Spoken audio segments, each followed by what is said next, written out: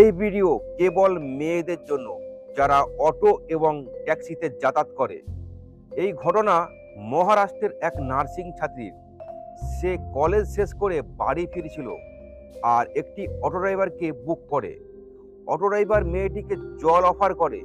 মেয়েটি তৎক্ষণাৎ জলটিকে খেয়ে নেয় এবং কিছুক্ষণ পর মেয়েটি অজ্ঞান হয়ে পড়ে, কারণ জলের মধ্যে ঔষধ মেশানো জল যখন খেয়ে নেয় তখন সে অজ্ঞান হয়ে পড়ে এবং অটো ড্রাইভার সে তৎক্ষণাৎ সঙ্গে সঙ্গে অটোটিকে নিয়ে একটি জঙ্গলের মধ্যে চলে যায় আর সেখানে মেয়েটির অটো ড্রাইভার মেয়েটিকে ওখানে ছেড়ে এসে চলে আসে।